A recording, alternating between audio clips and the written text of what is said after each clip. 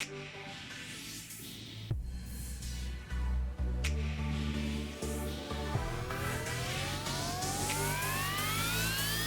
YouTube et bienvenue à toi, nous sommes en direct sur Twitch sur la chaîne de Vedo _ aka moi-même et tu es actuellement sur ma chaîne YouTube du nom de Vedo. Bienvenue à toi et bienvenue pour cette nouvelle Vedotech. Nous en sommes à la 15e 16e, nous sommes à la 16e Vedotech. C'est que le temps passe plutôt vite, 16 semaines hormis une de Vedotech. C'est déjà pas mal de taf parce qu'on est au mois de mai, on a commencé en janvier. Tout simplement la Vedotech, si tu ne connais pas mon ami, laisse-moi te dire ce que c'est. La Vedotech, c'est composé de moi-même, Vedo, bonjour, bienvenue, tu es chez moi, et de la partie tech, la partie bibliothèque qui est cachée juste là en haut, la partie bibliothèque qu'on aime beaucoup, ou alors de la partie vidéothèque qui elle est le plus souvent numérique parce que ça prend moins de place. Ça comporte aussi bien des séries, des films, des dramas, des animés, peu importe du moment qu'on s'occupe de productions qui sont orientées asiatiques, donc qui se rapprochent de l'univers du manga, qui se rapprochent de l'univers de l'animé, ou qui respectent leur code en tout cas, parce qu'on a déjà parlé de mangas français, mais qui sont dans les codes japonais. La Vedotech s'écrit tout simplement de ma première expérience dans une librairie en manga qui m'a fait découvrir beaucoup de choses et qui a complété mes connaissances en animé. Jamais, au grand jamais, je prétendrai avoir toutes les connaissances du monde à ce sujet parce qu'il y a beaucoup trop de mangas, beaucoup trop d'animés, tellement de choses qui n'arrivent pas chez nous, c'est impossible de tout connaître. Mais ça me passionne. J'ai des petites pépites qui traînent. Et le but de la Vedotech, c'est de vous faire découvrir ces petites pépites. Donc on parlera pas de GTO, on parlera pas de One Piece, on parlera pas de Bleach, oublie. On va découvrir des petites séries un peu plus sympathiques, tout aussi sympathiques, pas un peu plus, tout aussi sympathiques, et qui méritent aussi d'être sur le devant de la scène. Sache à n'importe quel moment que tous les replays sont disponibles sur ma chaîne YouTube. Tu as une playlist V2Tech, tu as une playlist After Tech qui correspond à notre instant de discussion qu'on a après chaque live.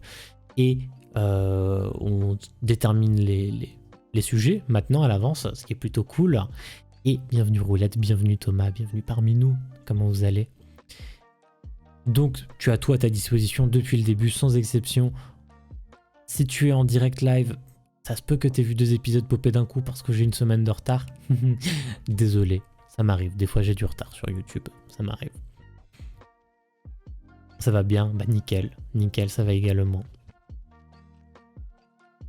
Sans plus tarder, messieurs, dames, nous allons passer à notre présentation de la journée pour notre 16e épisode.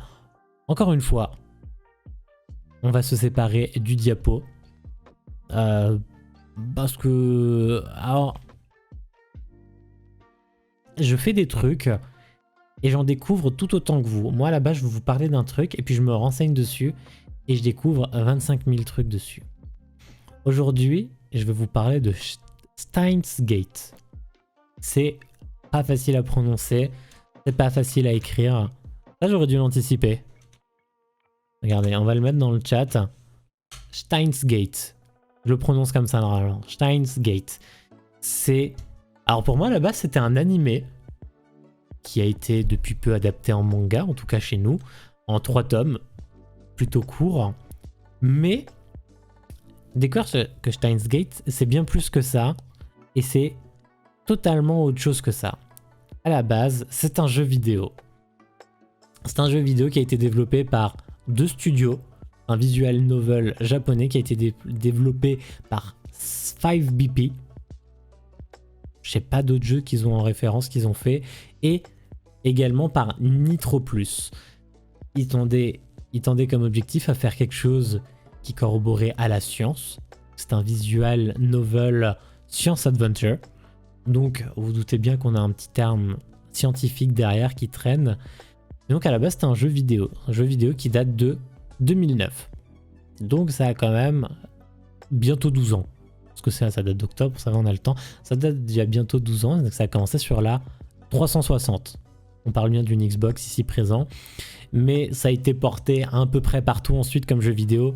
Windows en 2010, PSP en 2011, iOS en 2011, PS3, PS Vita en 2012 et 2013, Android également en 2013, Steam depuis 2016, j'ai le jeu sur Steam bien également, PS4 depuis 2018 et également la Switch depuis la même date. Mais à la base, moi je connaissais pas tout ça. J'ai le jeu, je l'ai pas encore fait depuis un moment. Salut Oliel, comment ça va? Ça faisait un moment que je l'avais et que j'ai toujours pas joué, mais j'ai regardé tout l'animé. L'animé qui comporte 24 épisodes et dont une fin alternative a été créée car il existe une suite. Mais dans un premier temps, il y avait une partie en 24 tomes, fini, point. Il y a, on en parlera plus tard, une suite. On va parler de cet animé en 24 épisodes qui, à mon grand malheur, était disponible sur Netflix et qui actuellement n'est sur aucune plateforme de streaming. Alors, vous le trouvez toujours ailleurs. Mais je suis pas là pour ça. Je suis pas là pour ça. On regardera le trailer après sur YouTube. Et donc, on va suivre l'histoire d'un scientifique un peu excentrique, un mad scientist, donc ce qu'on appelle un... Comment on appelle ça en français, un mad scientist? Un savant fou. Voilà, merci la traduction. On appelle ça un savant fou. On va suivre l'histoire d'un, entre guillemets, de quelqu'un qui s'autoprogramme mad scientist, qui s'appelle Rintaro Okabe. On entendra aussi avec plein d'autres surnoms dans le jeu. Il va se présenter généralement en tant que Houyin Kyoma et qui sera surnommé par d'autres personnages Okarin. Doutez bien que c'est un personnage féminin qui le surnomme comme ça. Et donc on va suivre ce personnage-là, très excentrique, qui fait des inventions un peu farfelues et qui pense être surveillé par une association secrète, une organisation pour être plus précis, qui s'appelle le CERN. Le CERN. Oubliez le T, ça s'appelle le CERN. S-E-R-N. Et donc, il pense que cette organisation en a contre lui et son savoir. Et en l'occurrence, ce qu'il essayait de créer parmi ces machines, il essayait de créer une machine pour voyager dans le temps. Et il s'avère qu'à un moment, il y arrive. Donc forcément, il reste très dans ses appuis, en mode « Ah, ça y est, j'ai réussi », suivi de « Attention, on va essayer de me mettre en péril parce que j'ai créé une machine à voyager dans le temps. » Donc du coup, il sera toujours très méfiant par rapport à cette organisation. Et à partir de là, va s'en suivre des voyages temporels. Vous l'aurez bien compris, notre sujet de science, ici, dans ce visual novel, c'est le voyage dans le temps. Et notre mad scientist a une capacité assez spéciale qu'il a appelée le Reading Steiner, qui en fait lui permet de conserver sa mémoire entre ses voyages dans le temps. C'est-à-dire que tous ses associés, parce qu'il n'est pas tout seul, ils sont 4 membres, tous ses associés n'ont pas de souvenirs d'entre les temporalités. C'est-à-dire que quand lui arrive dans une nouvelle temporalité, les autres n'ont pas le backup, les anciens souvenirs de là où il provient. Parce qu'on est vraiment dans des réalités alternatives. Parce qu'il crée plein de lignes temporelles en se voyageant l'une dans l'autre et donc en altérant leur futur, leur passé et donc leur futur également. Donc ça va être un manga et un animé qui vont être très durs à suivre parce que vous allez voyager dans les lignes temporelles. Les personnages vont essayer de changer des choses, les autres personnages vont changer des choses dans les lignes temporelles également, mais n'auront pas forcément les souvenirs nécessaires. Et il n'y a que lui qui va avoir les souvenirs en voyageant d'une ligne temporelle à une autre. Et vous allez découvrir, tout comme le personnage principal, les conséquences d'un voyage dans le temps sur plein de points différents. Vraiment, plein de points différents. Mais là, on a parlé que du personnage principal. Le personnage principal va participer à une petite conférence qui concernait d'ailleurs la machine à voyager dans le temps et où une scientifique, une jeune scientifique de renom, stipulait que on ne pourrait pas en créer une avant une éternité, nanani nanana. Cette scientifique s'appelle Kurisu Makise, qui aura comme alias Christina. Plutôt simple à côté. C'est une scientifique états-unienne de 18 ans, même âge que Ocarine, et qui du coup va finir par travailler avec lui parce que, comme il est très excentrique, l'ambiance de travail est totalement différente et moins maussade que dans un labo traditionnel où elle s'ennuie plutôt allègrement. Donc, après leur rencontre, elle va plutôt décider de rester avec eux pour découvrir l'ambiance de bureau. Et ça va finir par lui plaire. Vous vous doutez bien, deux personnages principaux, deux scientifiques, un sujet de contradiction par défaut, ça va finir autrement. Ça va finir autrement, bien évidemment. Voilà, ils vont développer une amitié et bien plus. Ensuite, on va avoir un autre personnage très important, on va mettre au personnage en second plan plutôt, qui va s'appeler Mayuri Shiina, alias Mayushi. Moins simple, on va dire. Et elle, c'est la meilleure amie de Rintaro, donc notre personnage principal. Et elle travaille dans un maid café. Vous aurez pas trop de partie fanservice, à ce niveau ça va aller.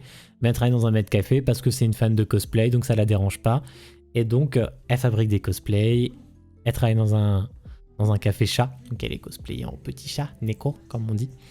Et elle est turbo mignonne. Parce que quand elle veut dire bonjour et qu'elle croise du coup un personnage, elle dit pas Ohayo gozaimasu comme tout le monde. Elle dit juste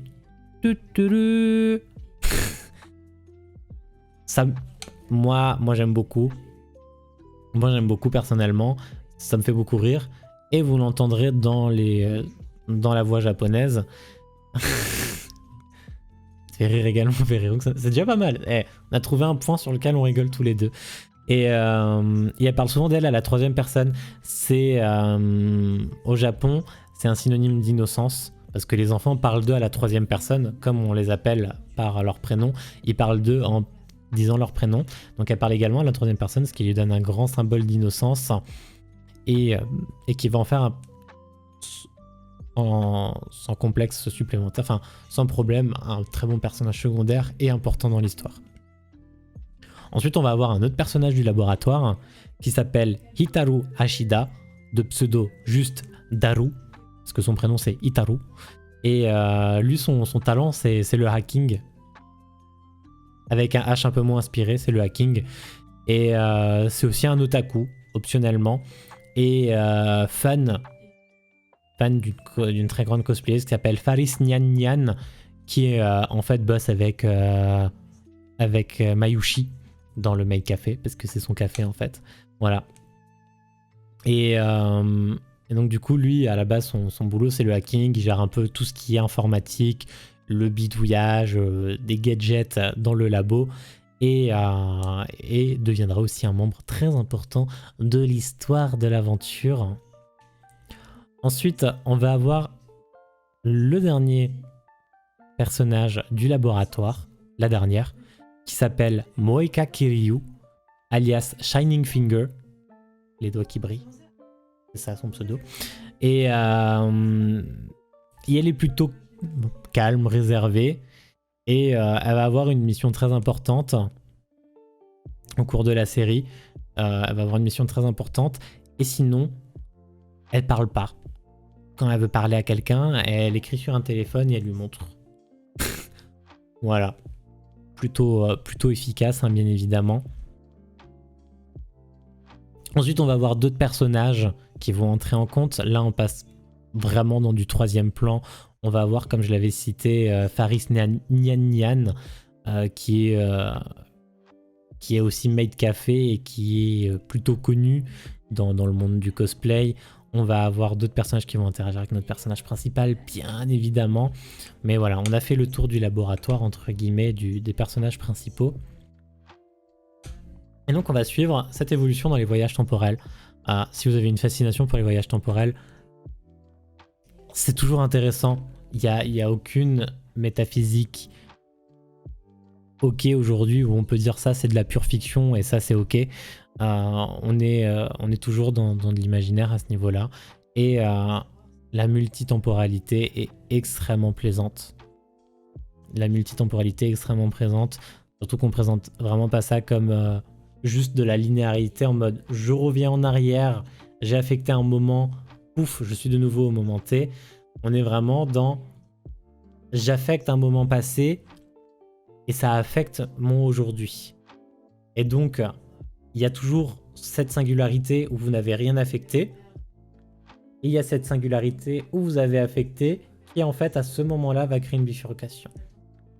Ce qui pour moi me semble logique dans le voyage temporel, dans le on va dire le multi-univers. Vous savez, c'est cette théorie comme quoi plusieurs réalités alternatives existent de manière simultanée, mais toutes avec une suite différente. C'est-à-dire qu'il existerait autant d'univers qu'il y a de choix possibles. Voilà. Ça c'est ce qu'on pourrait estimer de plus probable, et c'est à peu près le code que reprend ce manga, animé et jeu vidéo. J'ai toujours du mal à m'habituer au fait que ce soit un jeu vidéo au début, mais voilà. Ça reprend cette ligne-là. Vous l'aurez bien compris, le jeu vidéo a été assez populaire pour qu'on ait un animé qui soit développé. Le succès de l'animé a été suffisant pour qu'on ait un manga qui soit développé. C'est un manga très court, il est en 3 tomes. J'étais assez surpris que ça tienne en 3 tomes, parce que comme dit, il y avait genre 24 épisodes. Bon, ça se condense, je suis ok. C'est ok, hein, 8 chapitres sur un tome à peu près. Ça semble cohérent. De ce que j'ai pu entrevoir, c'est un jeu qui a été très très bien noté. En moyenne, on est sur PC. Hein. Là, on va prendre que les notes qu'il y a sur PC. Il a eu un 9,02 sur 10. Il a eu un 87 sur 100 sur Metacritic, qui est un des sites de notation les plus fiables. C'est notamment celui-là qui a donné ses 200 sur 100 à des jeux de la série The Legend of Zelda. Donc c'est un des sites les plus influents là-dedans. Sur Steam, il a 97% de revues positives. Et jeuxvideo.com, dans une moindre mesure, l'a noté 19 sur 20. Ce qui me surprend de leur part, mais bon, c'est ok. Donc voilà, ça c'était pour la première partie. Depuis peu, on est plutôt je crois en 2018. Ouais, on est vraiment dans les parties, dans des parties très récentes. Non, on est en 2015. Pardon, on est en 2015 lorsque on propose une fin alternative aux 24 épisodes existants. Donc l'épisode 23 propose une fin alternative pour mener vers un nouvel animé qui s'appelle Steins Gate 0, qui lui par contre est disponible sur des plateformes légales. Si je ne dis pas de bêtises, Steins Gate 0 est sur je crois Wakanim. Il est exactement sur Wakanim. Si vous avez un abonnement Wakanim, vous pouvez regarder la suite.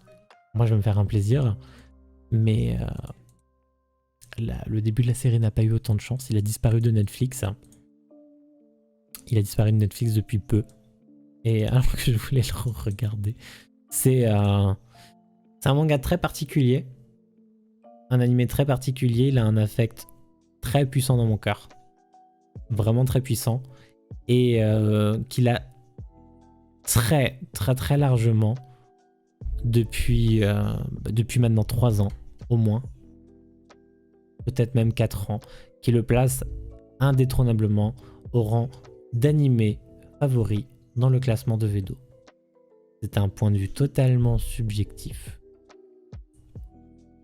Il n'y a pas de meilleur animé de manière objective qui existe, mais d'un point de vue subjectif, pour moi, c'est ce manga-là. Il y a une histoire et beaucoup d'émotions. Le classement de V2, c'est ça, le classement de V2. Et vous savez que je suis quelqu'un de très sensible généralement à ce type de manga. On a vu beaucoup de mangas qui traitaient de sujets sensibles, on a vu des mangas très humoristiques, très légers, mais en fait, vous noterez que tous mes mangas me font passer des émotions. Je développe une attache très puissante et Steins Gate a développé sûrement l'attache la plus puissante en animé que je n'ai jamais eu. Et pourtant, Black Butler a été mon premier animé vu en entier. Et bien alors, l'attache que j'ai entre Black Butler et Steins Gate n'a rien à voir. Et tout de suite, pour illustrer tout ce dont nous avons parlé pendant 20 minutes, un petit trailer, parce que c'est quand même sympa d'avoir des images.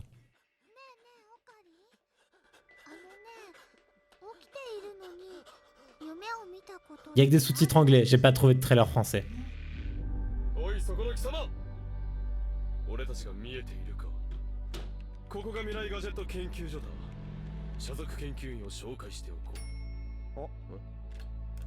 Là vous voyez les membres du laboratoire voilà, que je vous ai présenté.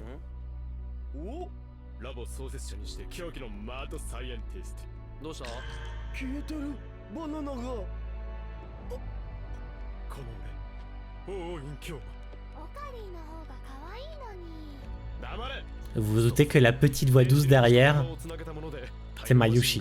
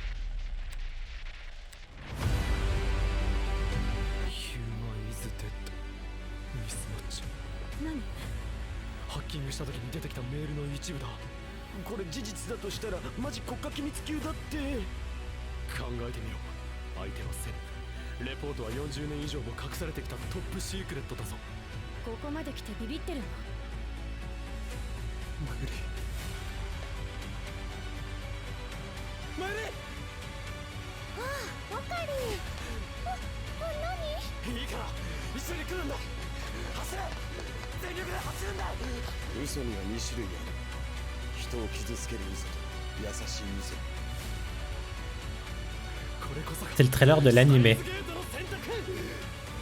Du premier animé.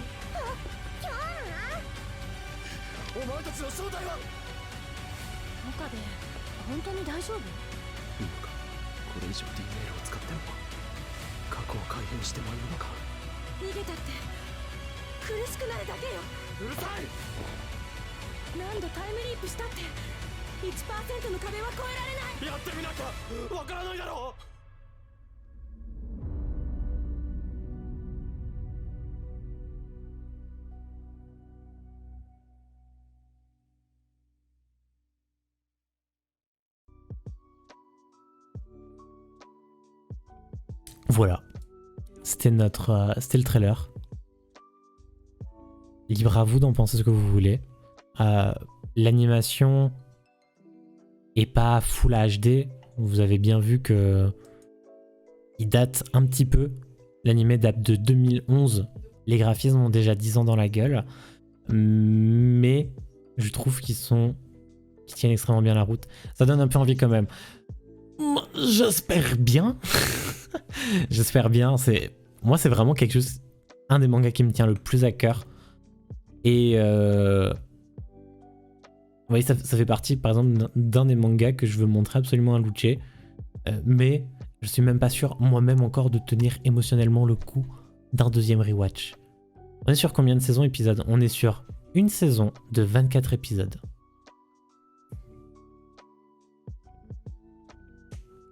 On est sur une saison de 24 épisodes avec un OAV qui existe. Et en 2013, il y a eu un film Pas long. Non, ça va assez vite en plus à faire. Mais imagine à quel point, pour moi, il y a du contenu pour avoir une attache en 24 épisodes. Faut le faire, hein. Et il y a eu pas mal de mangas, d'animés courts comme ça qui marquent le coup. Mais alors, lui il m'a marqué. Il m'a marqué. Après, il y a eu un film qui existe en 2013 et il y a un nouvel animé qui a été fait en 2018. Donc, ils ont revisité la fin de l'animé original pour pouvoir faire une suite, mais qui est en 23 épisodes, que j'ai pas encore vu, mais que je regarderai. Mais d'abord, je me ferai un rewatch. D'abord, je me ferai un rewatch de la première saison. Ça irait tomber du coup sur l'épisode alternatif 23. Et je regarderai du coup la deuxième saison. Voilà. Ou alors ils ont refait directement une saison alternative. Je crois qu'ils ont refait. J'ai du mal à suivre s'ils ont fait.